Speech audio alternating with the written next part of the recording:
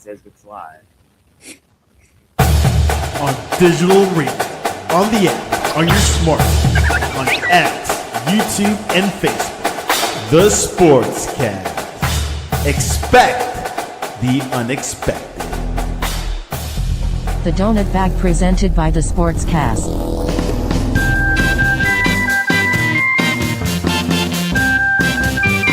The Donut Bag, hosted by Joey Bag of Donuts. And here's your host, Joey Bag of Donuts.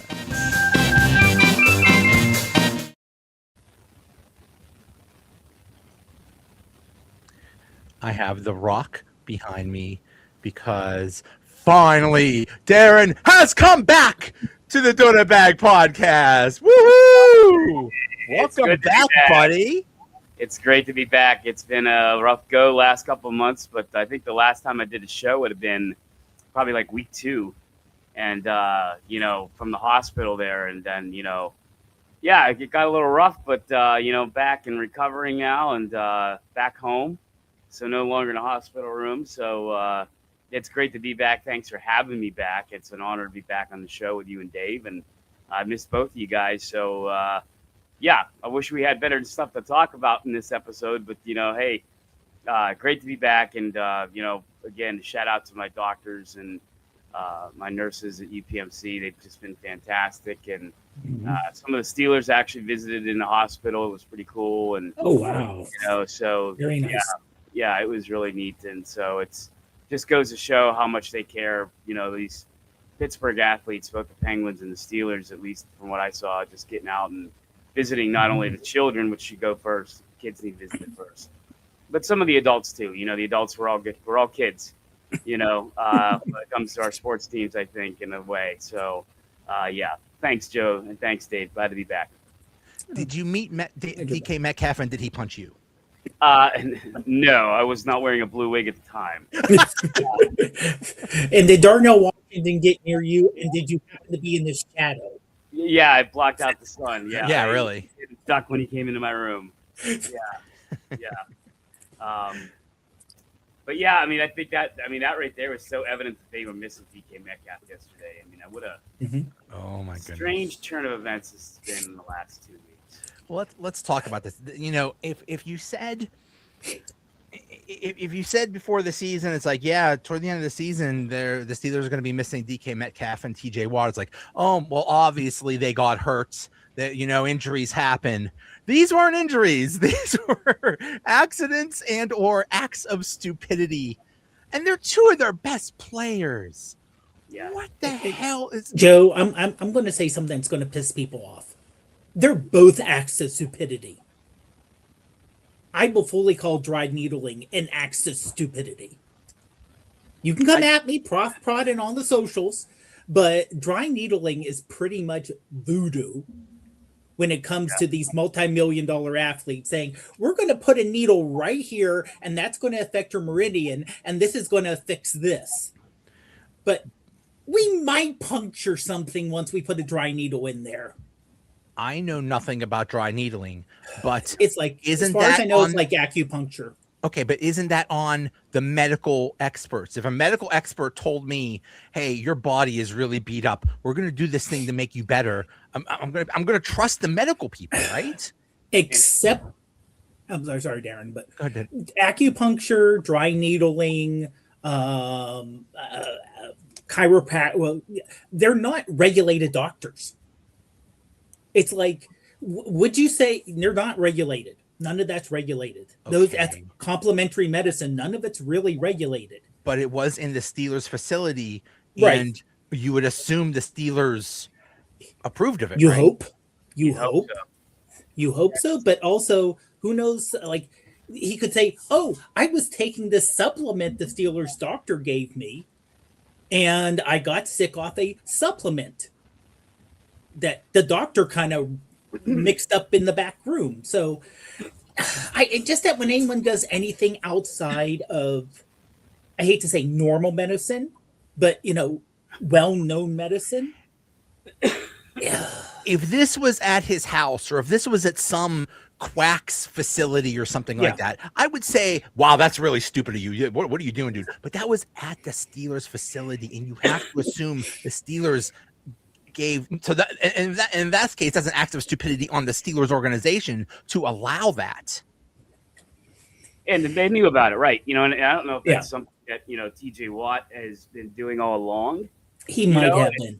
It's like, hey, yeah, it's perfectly normal. And this one time they had to go and, you know, like you were saying, Dave, they spoke too far, or pressed too hard, or because I know Antonio Brown went through some Antonio Brown had some weird things that he went through, but I mean, he never missed a game over it. You know, I think it was something along the same lines, like an acupuncture and something with, I believe he had something with they do cupping.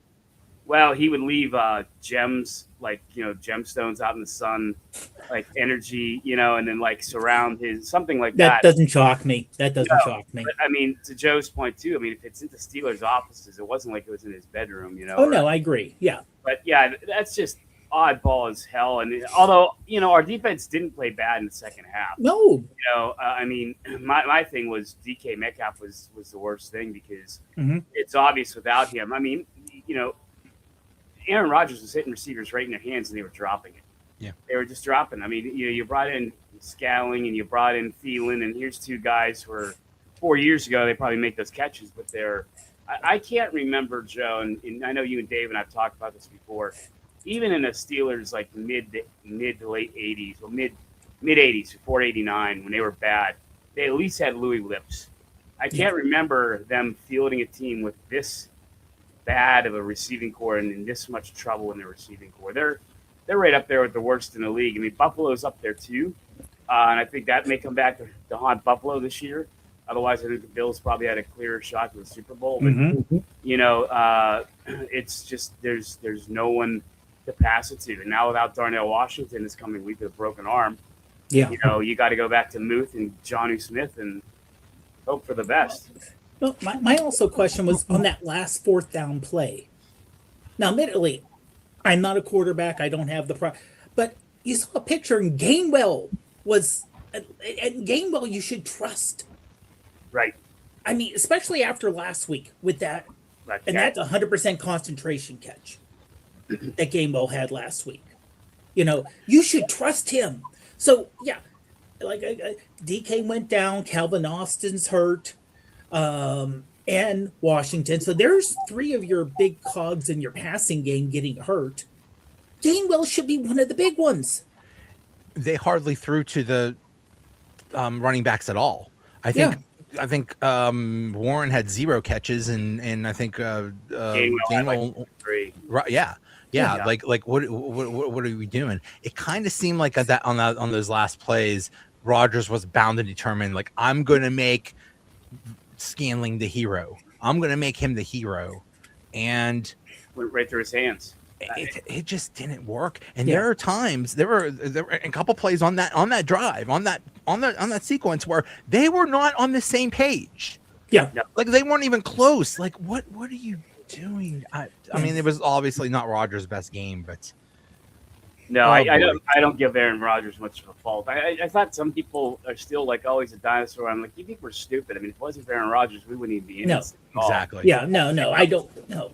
I mean, Aaron, like I said, the last thing where if it was Aaron Rodgers designed to go to the, you know, after the second down where he obviously was like, you went that way. You should have went that way.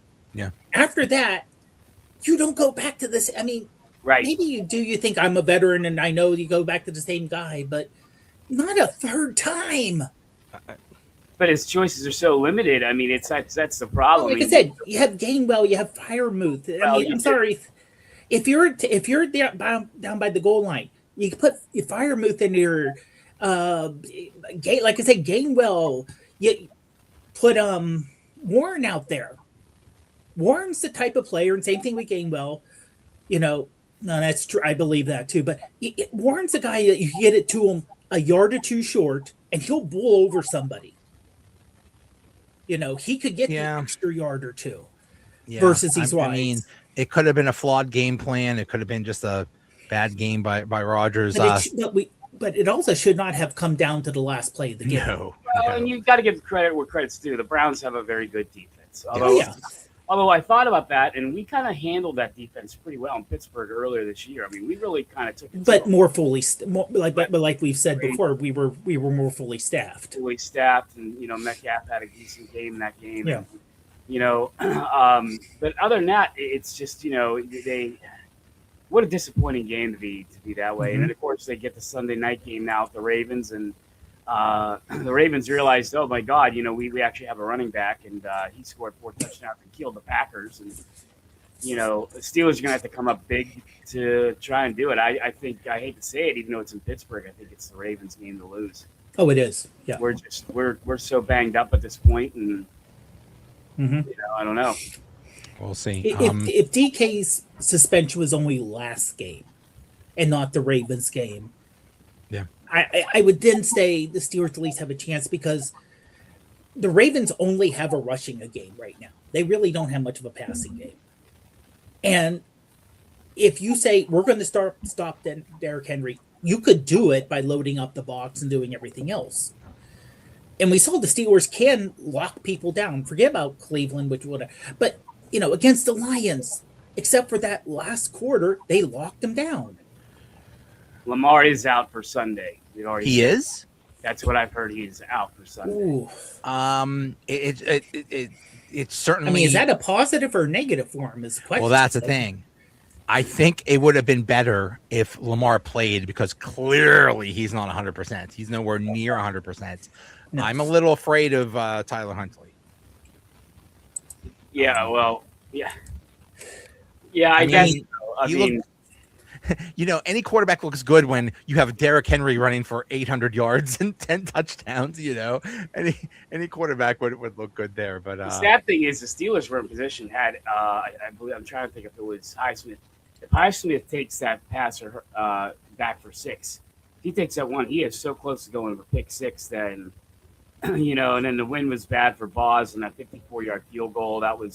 They had the chances to win that game, believe it or not. They would have won ugly as hell, but they would have won ugly. And Sawyer had a chance to, if he just went the different way, Sawyer on that pick could have scored a touchdown. Yeah, that would have been one of those classic. We're here today, Joe and Dave, talk about the Steelers' defense digging us out again. Right, exactly. But anytime when the Penguins outscore the Steelers, that's a pretty bad day. Yeah, I saw that. Yep. Yeah. I don't remember. Thank you, Steelers Freak 1960 for the Ravens will play man-to-man, stack the box against the run, and force Rodgers to pass the ball. I don't remember how the first Ravens game went. I remember Rodgers balled out, because remember that first Ravens game was right after the Bills game, and the Bills game was an absolute disaster, and it was the end of the world. And we said, well, there was no way we could possibly beat the Ravens, and then they did beat the Ravens. But that was Rodgers and DK Metcalf balling out. Well, now there's no DK Metcalf. Right. Yeah, I agree, though. I think they will play man-to-man, and the only thing I'll say is this, and I can't believe it, Joe, after all the years of us kind of bitching and complaining. Going into next year, they may have a top 5 offensive line at this point. Definitely a top 10. I mean, they have got – the offensive line is solid. It's solid. And Dylan Cook, who I've said in the beginning of the year, I thought Dylan Cook, when they had him, was going to be a guy that could start. He is a good, great offensive lineman, and he showed it again. They played well. They kept Myles Garrett off him. I thought for sure, Tony Romo was saying – oh, Myles Garrett, I think he's not only going to get sack record, he's going to get it early. I was kind of feeling that vibe too. I kind of thought he's going to get in there, he's going to get it, but they kept him off of him, and Aaron Rodgers was able to, do some little shuffle passes to get out of there just in time. But for the most part, they contained one of the better defenses in the league. So the offensive line is going to be called upon again. I think they'll answer. They'll do a good job. But and many people owe Pat Meyer an apology, because we kept saying, the offensive line coach, he's terrible. He's not developing these guys. These guys aren't progressing. Well, look at them. Yeah, they are developing into a very nice offensive line. And that's without Sayamalo, who's been hurt, and without Broderick Jones. Yeah, Dylan Cook is a Superman at this point. Spencer Anderson has had to play. It's very impressive. That was a big concern, and it's actually become a good offensive line. So yeah, kudos to Pat Myers, kudos to them to get that going. Every so often we get a 42-year-old quarterback still playing with broken bones. Yeah, I mean, Aaron Rodgers still has, the broken bones in his wrist. That's an interesting question. Steelers Freaks 1964 says Cook could be the guy. What happens when Broderick Jones comes back? Like, I know we're talking next year, but I don't know. At this point, Dylan Cook, I think, has been better than Broderick Jones. Yeah. No false starts. There's no holdings. Yeah. He's not had hardly one. He had one penalty called against him in the last 3 weeks. I mean, that's it. I don't know. I mean, obviously, when you're a first-round pick, you're probably the guy still. But but that's that 5th-year option they got coming up on him. And how much money do you want to spend on someone who's definitely not your guy? And who knows? I mean, next year it should be. There's still pretty good cap next year, as far as I know. But still, the contract, the 5th-year option for a left tackle is probably going to be pretty high. So, I think it's like in the $20 million range. So they got let me check what that number is. But I mean, the whole purpose of getting of drafting a tackle in the first round is we get that 5th-year option. And that's a really interesting question. What's going to happen? And I don't know. I still feel, guys, like this Steelers team is so aggravating because I don't think they're going to win. But it's this kind of thing where it doesn't look good for them. It looks like the Ravens probably have the upper hand. It looks like they should probably lose, even though it's at home. And somehow these guys figure out how to win these stupid games like this. Or not stupid games, but stupid situations. Mm-hmm. For all intents and purposes on paper, with the Ravens defense being a little bit better the last couple of weeks, not much better. The Ravens defense has not been great. Let's put it that way. No, too. it's not the old Ravens defense. No, the Steelers probably. I would say I haven't seen the line yet, but Ravens may be a favorite, but I would think not. But then again, they figure out the ways to beat this. It's like you were saying, Joe. After the Bills, I thought everything was over after the Bills game too. Like, how do they recover from this? This is the Steelers we thought they were, and yet they come out and they start knocking off Detroit, knocking off some other teams, looking pretty good doing it, and the 5th-year option for a tackle is about $16-17 million, which is and Joe, sort of kind of bargain when it goes toward tackle. I just checked over the cap. So I think they're decent. That website's decent. For Broderick Jones, it's $20 million. Okay. Yeah. Ravens are it's Ravens -3 right now is the line. And correct me if I'm wrong, but they always put a 3-point for the home team. So right. In reality, it's kind of Ravens 6. Yeah. Yeah. But like I said, this year in football, it's not even divisional games anymore. It's any games. You can't guarantee what's going to happen. The Raiders beat the Giants in the battle for the number 1 draft pick. Or no, the Giants beat the Ravens, right? I forget, but 2 of those horrible teams played, and actually one team played good. Right.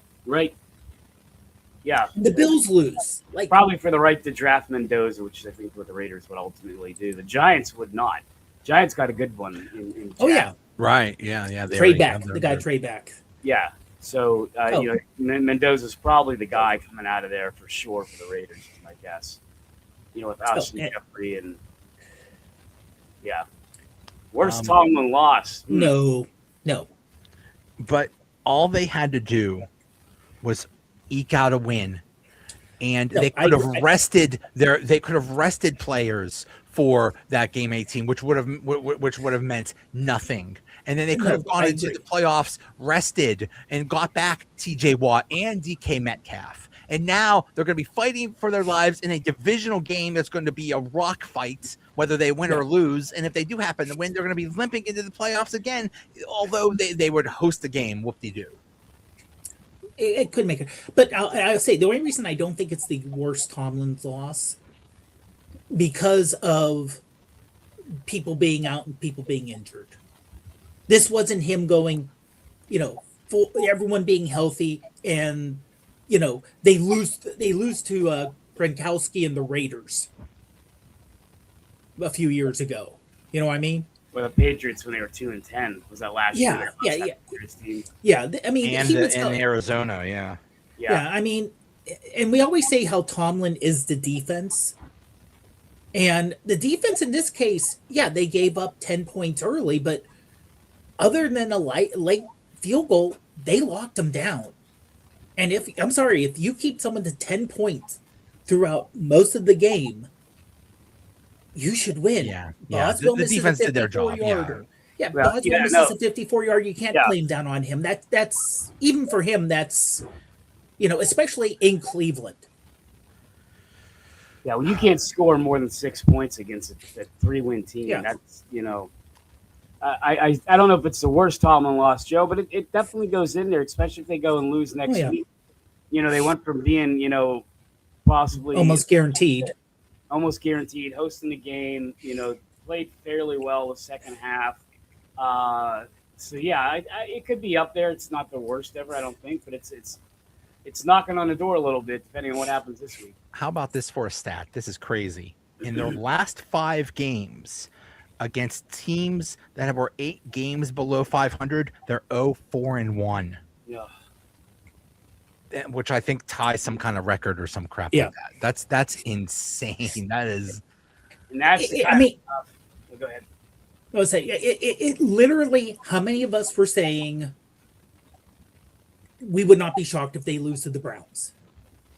Because every year Tomlin has, and like I said, this year's weird. Every team's having it, but it seems like it's like, okay, we're going to go in and weird stuff's going to happen. There's going to be a major snowstorm in Cleveland last year where all of a sudden, Cleveland wins because they eke out a win. Weird stuff happens completely out of everyone's control. And I shouldn't say complete, but out of the coach's control, and they lose a game they shouldn't.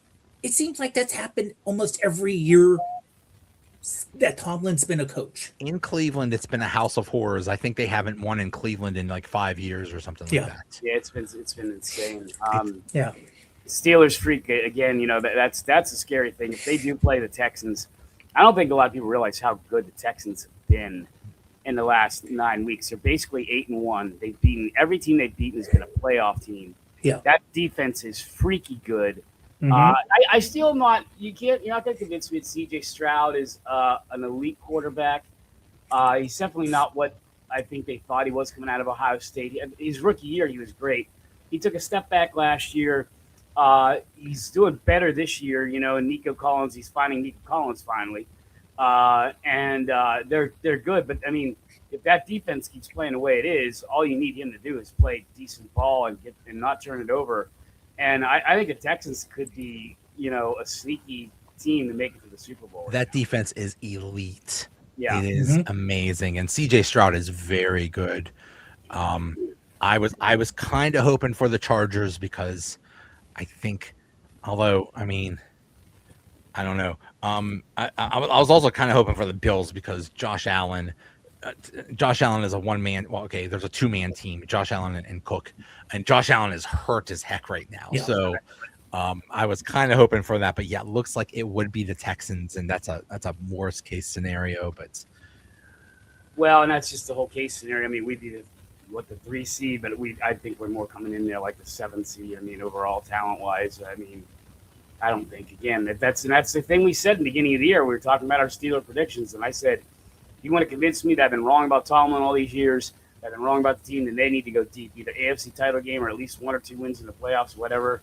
And I just don't see it happening again. And let's talk about that. So let's say they do lose. If you ask a good portion of Steelers fans, they would say fire Tomlin no matter what. But like you said, Darren, we were basically saying okay, we know this is a bridge year. We know Aaron Rodgers isn't going to be here forever, and same with Ramsey and all these guys. So, you know, I think we were just hoping for at least a playoff win. But if they don't even make the playoffs, ooh, especially after being 9-6, ooh, that would be Yeah, that would just be a real bad look. Yeah.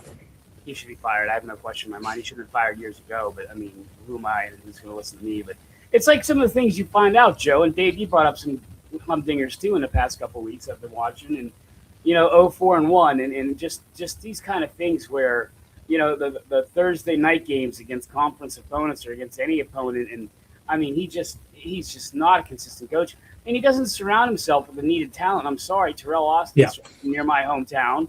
He's a Western PA guy. But Arthur Smith he's okay, and Aaron Rodgers seems to be a big fan of him. But, Aaron Rodgers is on his way out, so I'm sure he'd be a big fan of anybody right now. But, Chuck Noll and Bill Cowher, big difference between them and Mike Tomlin is they surrounded themselves with guys like Bud Carson. They surround themselves with top talent. And Tomlin doesn't make those right decisions on the coaching side. Yeah. The coaching, and he has no idea how to evaluate quarterback talent. Zero. None. And now they're coming up to a point where they got to do some quarterback evaluating big time because Rodgers is going to retire. And I don't want the next how many years set up by a Mike Tomlin, let's hire this kid out of Arkansas State and or, let's go get Phillip Rivers and do something with him. I just don't want to see it. He'll botch it. He'll screw it up like he screwed up everything else, like he screwed up the second half of Ben's career. He's a loser. I don't care about all the wins. Oh, all he does is win. No, technically that's a veil. He's a fraud in my opinion. I'll say it right there. Malik Willis, yeah, I guess so. I mean, some people are thinking that, he looked pretty good against, playing in Green Bay, and he was pretty good coming out of Liberty, but again, do you really want to bring Malik Willis? You think Malik Willis is the answer? Honestly, I think like Malik Willis would make an excellent backup. Yeah, but not your starter of the future. And honestly, this draft class went from there's 5 or 6 guaranteed starters next year to now it's maybe 2. There's maybe 2, one, maybe 2 decent quarterbacks who probably won't start for you next year. They need time to get ready, and you'll probably get it's another it's another Will Howard in the late rounds. The other people are kind of like, they're all projects and they may get better. They may be good, but who knows? Remember, the draft is in Pittsburgh, and the whole thing is, we're gonna draft. We're gonna the Pittsburgh stage, first round pick. We're gonna draft the Messiah, and he will lead us to the promised land. And well, that's not looking like the case now. No, because they're going to do what they normally do. Mike Tomlin's going to have these guys picking in the high teens or the early 20s, and we're going to get maybe an okay pick. That Malik Willis is probably one of the worst quarterback draft classes of all time. Yeah. It was the same draft. It was the same class as Kenny Pickett. Mm-hmm. Yeah. So do I think Malik Willis has talent? Sure, I do. Do I think he might be worth a look? Yeah. Do I think he's the answer? No. He hasn't proven anything he's an answer. No. If he was that good, he'd be starting somewhere on Sunday by now.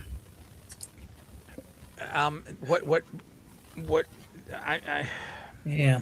When it was 9-6, people were like, "Oh, look at Tomlin! Tomlin is the greatest!" And now we're all back to fire Tomlin. But the thing is about this game, whenever Tomlin sees a defense that's good, he demands that the offense be ultra conservative. And look what happened. Even toward the end of the game, when they could have gone for it, they said, no, we'll let the defense win it. They were almost like hoping for another pick 6 or something like that. You can't win like that. You can't win. Like he does not allow them to throw to the middle of the field. The only time they threw to the middle of the field was like when Rodgers had like a 2-minute drill. You can't do that in the modern and NFL. they were starting to. The thing is, they were starting to throw to the middle of the field. Not this game, but in the last month, you started to see them go more for the middle of the field. Yeah, he was finding moves in the middle of the field. Yeah, And Darnell, well, Darnell was he just even with the mess up in Detroit where he was stripped of the ball going down. Mm-hmm. But even ignore, even adding that, yeah, you get the ball to him and you get 5 yards because he's going to fall forward. Right. But Yeah. I mean, last game, it like you said, it was like, okay, we don't have this person, and we've all heard Tomlin say we do not live in their fears, and again he shows he That's lives all in his they do. fears. That's all they do is live in their And if he fears. doesn't, the thing is, I think if he doesn't do that, if he does go a little outside of his normal and does stretch and say, okay, we're putting Aaron in charge of, here's what we want to do in general on the offense. But Aaron, you've been a player longer than some of your teammates have almost been alive. It's getting close. You're running the offense. Okay. We want to run the ball, but on the passing downs, or if you see something, and then let him do it.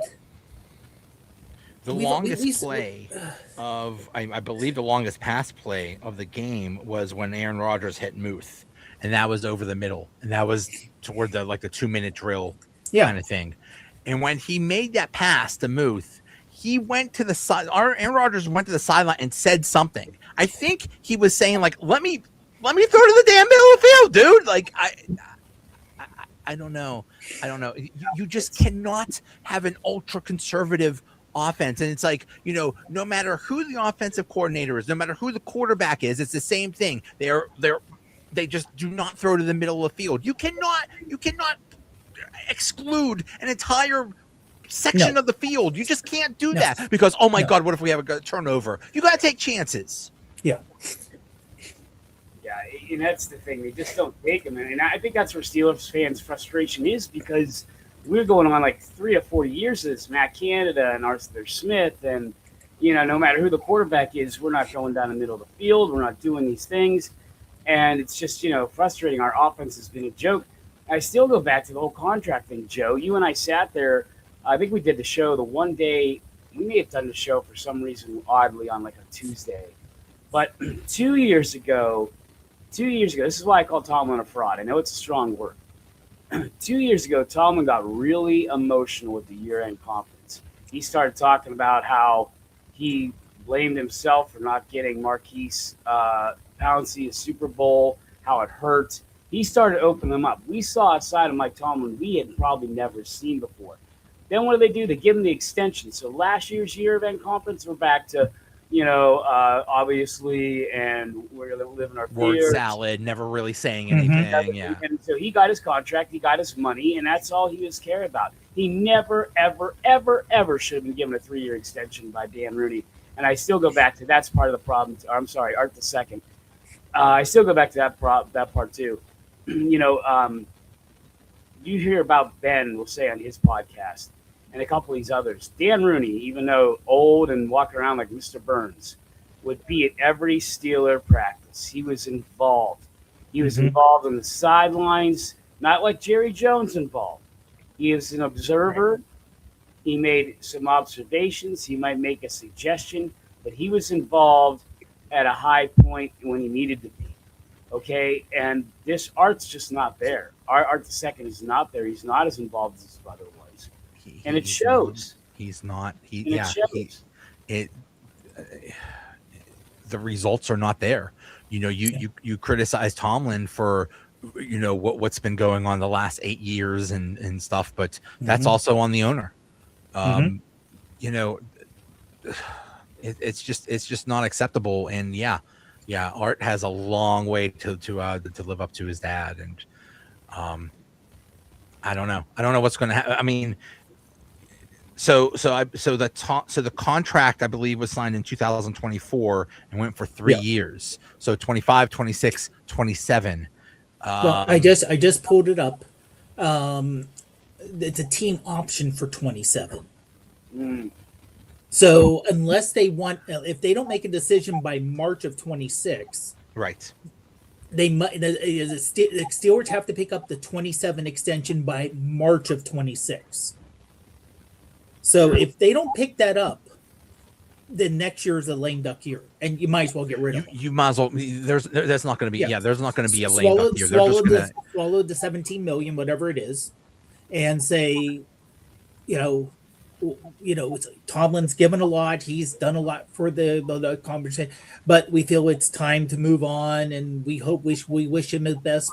Honestly, it would be easier if Tomlin was a despicable human being type.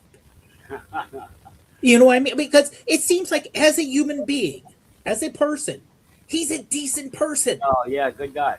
As a manager, as a that leader makes- of men, there is nobody better. I wish I had bosses like him. He talks to everybody all the time. He tells them exactly where they stand. This is what I think of you. This is what I think is great. This is what I think is bad. This is what you need to work on. Like all the time, he is in constant communication, and he's upfront and stuff. And that is awesome. He's a great leader of men, but the results are not there. He's not a good tactician. He's not a good tactician, and that needs to be your coordinators. Yeah, and the coordinators. And like Darren said, his coordinators have not been top level. But Arthur Smith is not that bad. But Arthur Smith and the quarterback is hamstrung by Tomlin saying you have to be ultra conservative. You're not allowed to throw in the middle of the field. You better not throw. You better not make a turnover.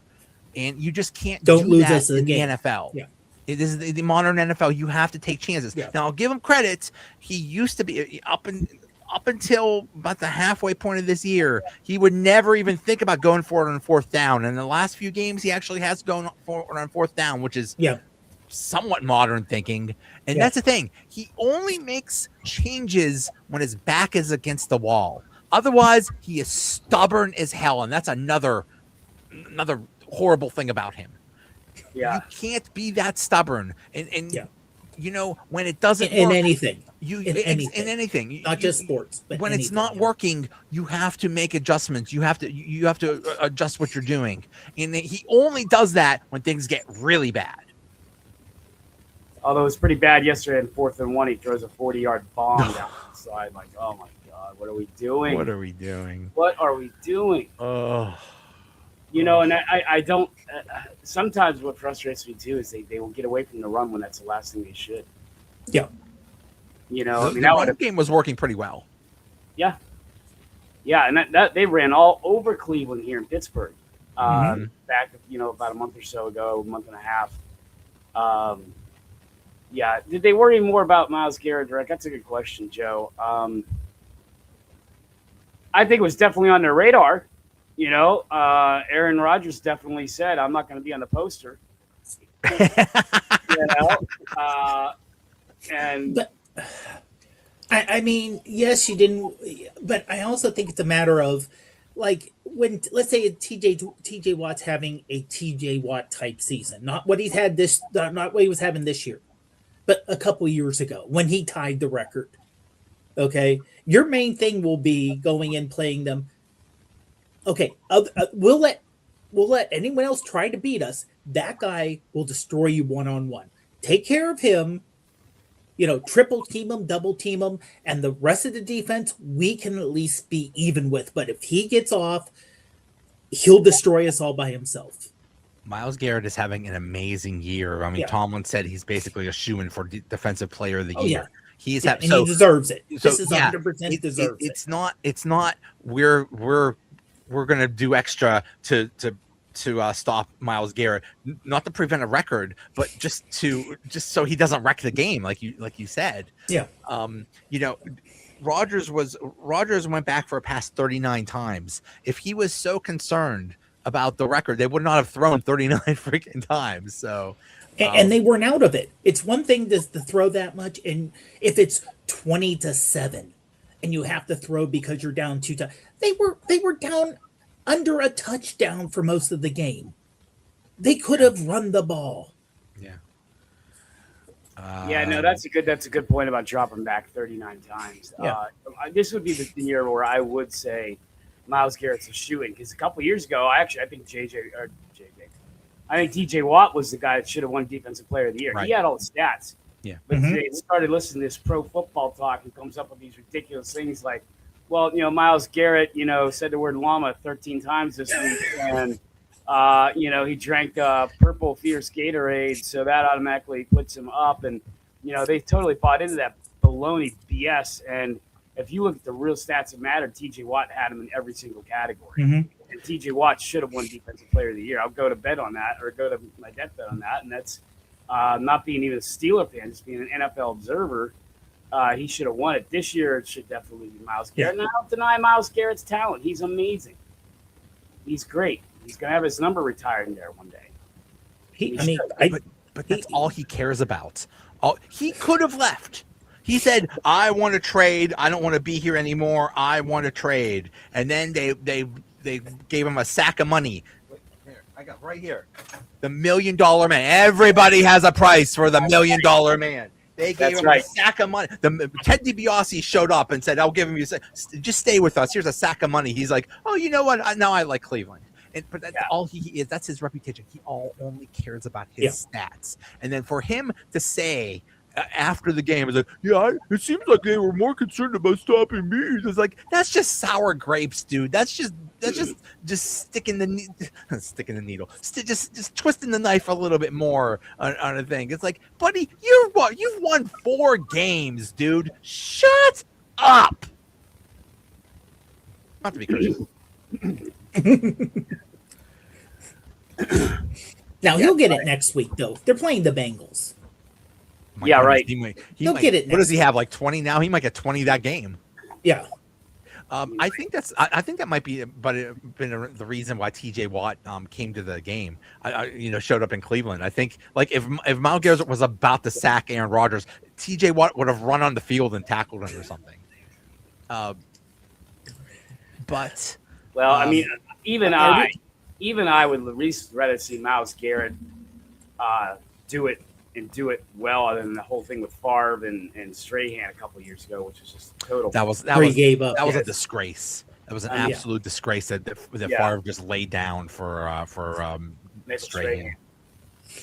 And that have you guys ever seen that clip where Mark Gastineau confronts him at, I think, at a trade show or maybe a sports card show, and he gets right in Favre's grill, and it's great.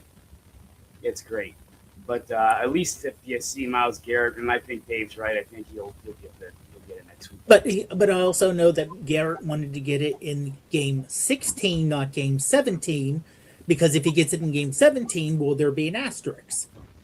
Right. He did it in one more game. I've met Michael Strahan, and I'm 6'1", and he towered over me like he was like Darnell Washington or something like that. Michael Strahan is a massive dude. Anyway, it was funny that Aaron Rodgers actually did get sacked, and Jim Nantz is like, that's it. It was somebody Alex, else. Right?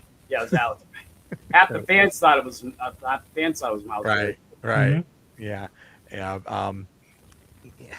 Yeah, Ben Johnson. That was kind of on my thing to talk about too, because the inevitable thing you get when any of us, the three of us, seem to be in agreement that Tomlin needs to go. Well, if we had an open forum, right, like if we were sitting somewhere and we had an audience, I guarantee there's going to be some yinzer going, well, who you going to get? Who you going to get? Who you got to get? Who's got to coach? Who's got to coach? Nobody ever. Nobody. We should fire Tomlin, tell the damn team to, I don't know, Honolulu, and just give up the whole damn thing. There's no coaches out there. Move the team to Portland. That's it. Move the team to Portland. Right, but like this guy's saying here, like Ben Johnson, look what he's done. The Bears are the Bears again. There's other guys. Where do you think Bill Cowher came? Where the hell do you think Mike Tomlin came from? Yeah, exactly. Well, that's the other thing is that when people ask general people on the street, fans or even knowledgeable fans, who would you get to? I don't know. I don't look at the assistant coaches, the college coaches, to see who's the up and comers, what their contracts like. But there's somebody. Because college coaches now have bigger opt-outs than some NFL coaches. Right. In terms of getting out of contracts. James Franklin. Oh, God. James Franklin was the Mike Tomlin of college football. Yes, he was. No, I mean there's somebody. There's somebody, and like Steelers Freak 1964 says, Ben Johnson transformed that. Mike Vrabel transformed the Patriots. The That's Patriots the won only guy like I 4 or 5 wanted. games last year. That's And the I'm guy. sorry, Tennessee's got to be kicking themselves. Oh, Well, they're idiots. They're Well, yeah, almost as that dumb too. as Cleveland and the Jets. They're on that level Yeah. of stupidity. They had Mike Vrabel, and Mike Vrabel was winning. He was just doing just fine, but they didn't like him. They didn't have the right personality. We don't like working with him. So, how you doing now, Titans? You idiots! picking the top 5 again this year, where they usually pick. I keep hearing Mhm. Shula that there's another Shula kid that's I think he's a assistant with the Rams or something maybe. Netflix just put out a really good documentary on John Elway. I loved it because when I was a kid, growing up on that Sharon or the Ohio PA border, I naturally gravitated towards Elway. I loved him. I loved the Broncos. My friends are all Browns fans, despised me because they were the bane of existence for the Browns. And then, of course, they had some good matches with the late Steelers in the late 90s. But that was the thing there. All of Denver's like, well, what are we going to do without Dan Reeves? Oh, well, let's bring in Mike Shanahan. And guess what? We're going to win 2 Super Bowls.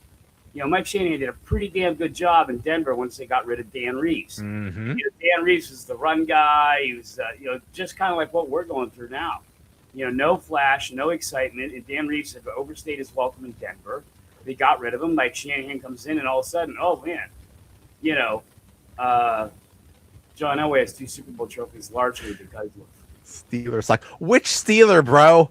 There's like 53 of them. Which one sucks? And I mean, the team, honestly, again, the team does not suck. The team is disappointing. That's the thing. The team is an don't average suck. team. They're an average team, meaning game in, game out. Will they win or will they not? It depends. It's a roll of the dice. they're an average team And- with above average capabilities. Yeah. Yeah. Their peak can be, I honestly, if they peak, if they get healthy and let's say in the playoff, let's say they somehow make the playoffs. Okay. Which I don't think it would shock anyone if they beat the Ravens.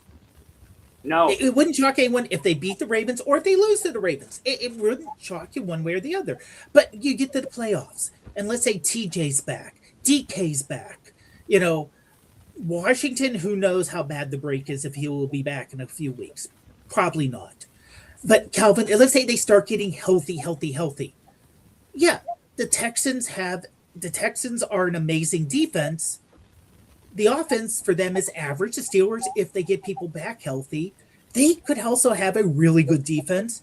Then it's a matter of the kickers. And if it's Houston coming up to Pittsburgh in January, who the hell knows? yeah, It could be a freak snowstorm, but I'm saying if the Steelers get healthy, yeah, it could be a team that could win, that could go to the AFC championship game. If you're DK But it also Metcalf- could be a team that gets blown out on Sunday. if you're DK Metcalf, and let's say let's say they do beat the Ravens, they make the playoffs, and they go against Houston in the first round in Pittsburgh. If you're DK Metcalf, aren't you thinking, wow, did I screw up? I really hurt my team, and I really want to make it up for them in this game, and I'm going to ball out. I hope he's thinking that. You hope so. By the way, it was announced. There was a report from Jay Glazer that apparently, the first time that this idiot, the idiot with blue hair, the first time he confronted DK Metcalf, he did use racial slurs and did say a derogatory term toward his mother. It wasn't the time that DK went after him. Not that it excuses anything, but this jackass had it planned from the beginning. I just he's such a despicable human being. It's just such That's why I'm shocked it's a 2 game and not a 1 game. yeah. I think everyone would understand 1 game, yes. But 2 games, and when other stuff happened earlier in the year, that I'm sorry, first time something happens anywhere in the league like this around the year, then you get them heavy, and then it stops people from doing it later on. But then you're like, oh, we're not going to suspend him. We're going to fine him. We're only going to suspend the second guy 1 game. and then we're going to do the third guy. I don't think a guy has ever been. I don't think a player has ever been suspended for an altercation with a fan. This is the first time, and they go 2 games, and then they don't. Oh, you know the funny thing is, they say we're announced you're suspended for 2 games. You can have an appeal. The appeal will be heard by the same people that gave the thing. Well, what do you think is going to happen? Yeah. Right. No, he obviously, and that's the first thing I said, is he said a lot more than what he did. There was a history there that should have been taken into account because that dude's already lawyered up, sitting there waiting. I mean, like, that was, it's just ridiculous. And I get it, though. I mean, none of these any of these things, NBA, MLB, NHL, they're going to protect the fans and they're not going to stand for this kind of thing. And it's just no matter what. I agree with Dave on the 1 game thing, but, it was clear and present that he took a shot at the guy, so they're going to nail him for 2 days, 2 games. So what do we think? Do we think the Steelers are going to beat the Ravens? If they had DK, I'd say yes, and Darnell, I'd say yes. But without DK and Darnell, I think it's just too much of a tall order right now. I think the Ravens are coming off a fairly high win, and I like you said, Joe, I don't think I'd be surprised if we did or didn't, but I'd have to say something like Ravens 21, Steelers 13. I hate putting numbers on stuff because I would say I'm right now leaning Ravens win. But honestly, the way the defense has been playing, unless something gets out of hand early, I could see it being 17-10, 17-13, with that last little bit for the Steelers being garbage time. Getting a touchdown or something like that at the very end. Who has the most pressure on them, Tomlin or Harbaugh? Because Harbaugh isn't looking that great either. I mean, the dude has his own problems, but there are just as many Ravens fans saying fire Harbaugh as there are Steelers fans saying fire Tomlin. I don't know what Baltimore's ownership is like.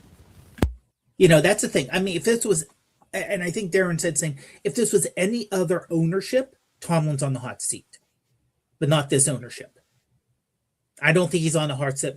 But Harbaugh, he has the excuse of his franchise quarterback was out for half a year.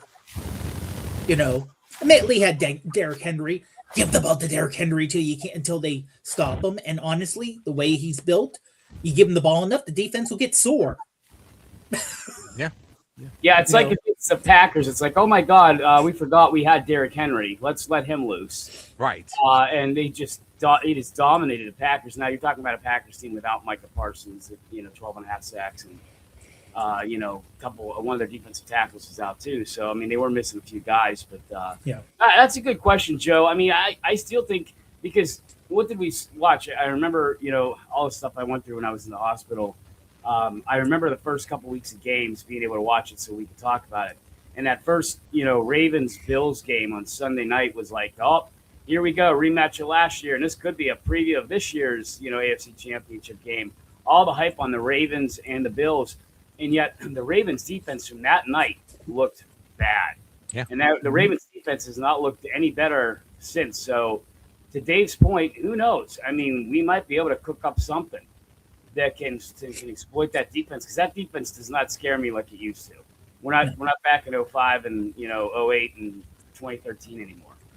But Steelers Freak 1964 says the Ravens have more stress with Jackson in his prime. But the Jackson is hurt this year. He's And there's also something about, I don't know, there was some article that like he's not getting along with Harbaugh or something like that. Sorry Harbaugh, but if there's a problem between your franchise quarterback and the coach, bye coach. Especially with the way Harbaugh's been, not exactly. I mean, we talk about Tomlin's record of not having a playoff win in like 8 years. Harbaugh has like Steelers Freak 1964 says, Lamar Jackson in his prime. Lamar Jackson is a top 5 quarterback in the league, and you're not okay. What, they went to the AFC championship game a year or two ago, but Other than that, they're very underperforming, and they're almost as bad as the Steelers. What was his numbers last year? Like 42 touchdowns and 3 interceptions. I mean, he arguably It was ridiculous. He should have been MVP. I mean, He should have been the MVP. Yeah. He could have easily been MVP. So you're right. So, and I agree with Steelers free too. Jackson in his prime or Harbaugh, they're gonna go with Jackson in his prime. Right. I agree. Right. We will see. It is and you know what? If they do lose, and what is that? 50th anniversary. The 50th. Got to give a shout out. I was going to ask you guys if you had like a favorite Terrible Towel story. I still have my first Terrible Towel. It's gotten so beat up through weather and years that I can't. I can do this. The other one's in a case because I can't do that. I think it'll fall apart. Because it's been through so much, crying. It's been through weather. It's been through sleet. I damn near ruined it in that Bears-Steelers game back in 2008. I had it out for that game. It was the last game I ever had it at. Was the 2008 Bears-Steelers game. Let's see, look at the frills on that one. I believe this might be my first Terrible Towel, possibly. But yeah, we every Steeler fan has their own Terrible Towel story.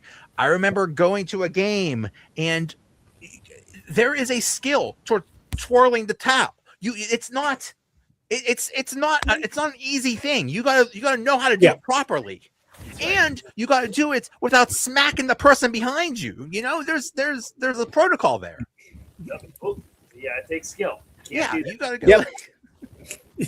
Yeah, it's something it's something a Steelers fan has to do with lots of practice. So yeah, it is an amazing thing. It's 50 years, I believe, from like a few days ago. Saturday. I actually got this is the numbered edition, and then Joe, if you remember, I think I told you at Steelers training camp, and they sell them right now. If you guys still want them at Heinz Field. Heinz Field. Yeah, we call Starlink. We're gonna. That's right. At Heinz Field, they have the rolled up poster. It's a Myron Cope poster. It's a little bit bigger than it's like I think a 13 by 16. But I'm gonna have that framed with this one here because I have a couple other towels framed, and it's a neat combination. With the poster's beautiful with Myron Cope, and for us in Pittsburgh land, at least we know everything that towel stands for. The money goes to help disadvantaged youth, mentally challenged children.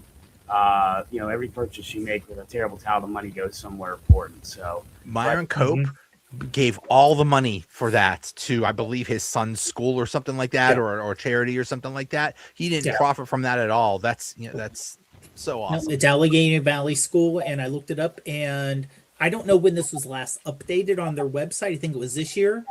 But since 96, $9.5 million. Wow. Yeah. They got. So we have guardianship over our niece. Unfortunately, her parents both passed away, and she was there. And she went there, and we took her there, and we would run into Myron Cope frequently. I mean, he always would be there, either handing stuff out or just volunteering. And a lot of times you would go there, and he would be there, and so would, oh, come on, Darren, I'm chemo brain. The Pirates manager, Clint Hurdle. Clint Hurdle would be there, and Myron Cope would be there, and she has several things signed by Myron Cope, and but I just thought 50 years. I thought I'd just mention it tonight because I thought, it's a special thing, and it's our thing, it's our thing, and it's nobody else can take that away from us. And beware of the curse of the Terrible Towel. Do not anybody that has ever disrespected the Terrible Towel. Horrible things have happened to them. You just do not do it, and they don't learn. They dummies keep doing it. So whatever, then you deserve what you get, because it's happened so many times. I remember TJ Hushmanzada. He used it to wipe his shoes or something like that, and they like immediately lost that year. So it's an amazing thing. I remember Myron Cope said it was a playoff game, which is funny because we're not even at the end of the regular season, and mid-December was when they were doing playoff games in the 70s, because they only had a 14 game schedule. And and he, Myron Cup encouraged his towel, and I think it was Andy Russell or something that said, "I'm like, what are you doing? This is stupid. What are you doing?" And then I think it was Lynn Swan or something like, "Give me that," or John Stallworth. He's like, "Give me that." And he starts twirling it before the game. Yeah, I think it was Lynn Swan that came running out with it above his head. I think you're right. I think it may have been the two of them. And Jack Ham was always a big proponent of it too, and stuff like that. So yeah. And it was that game that Andy Russell had and I just saw, I don't remember this. I just saw had the slowest fumble recovery for 93 yards against Baltimore. Where I remember what they call him. It was Burt like a Cadillac going down the street. Burt Jones was blocked 3 times. He was blocked with the first time. He caught up to him, got blocked, caught up to him again, blocked him again. Like knocked down. He was like knocked down, got back up, went after him, got knocked down again. It's like, that's how slow Andy Russell was. Well, and to put it in time period, the game after the Immaculate Reception was Miami at Pittsburgh for the AFC Championship game. Happened on New Year's Eve. Yeah. Wow. And the game and and we still have, Where's the four days after that before the regular season's over. Right. Yeah, that was that Dolphin. That was the '72 Dolphins team that went Mhm. on. That was the undefeated one, yeah. Which And the is so Steelers only weird lost that they ended up 21-17. in Pittsburgh. Right. It was right. a weird. There was no playoff seedings at the time. I just looked it up. There was no seeding at the time, Nope.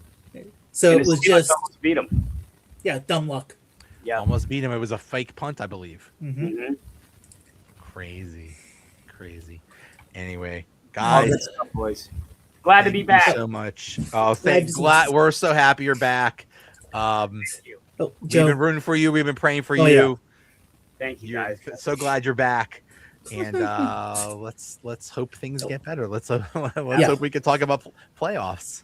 Look forward to next week. playoffs. Playoffs. Oh, and Joe, before we go, Yes. I want to give credit for the joke that's behind me. There is a And- person, and we're the Pittsburgh Steelers. There is a TikTok person, he's on Facebook too, called Drew Allen. He's one of these guys who does like goofy recaps of games. Okay. Okay. Yeah, he's kind of humorous. And the way he does it, he plays the two teams with the jerseys on. I said, "Oh, and we throw a touchdown. And we respond." And the one character he's kind of made is the Cleveland Browns because of how bad they are. Okay.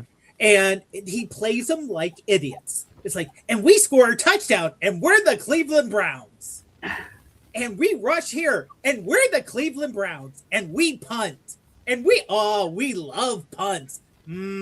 Punts. And we're the Cleveland. It basically every answer is like, and you win. You win? No, you win. You win? Oh, we're the Cleveland Browns.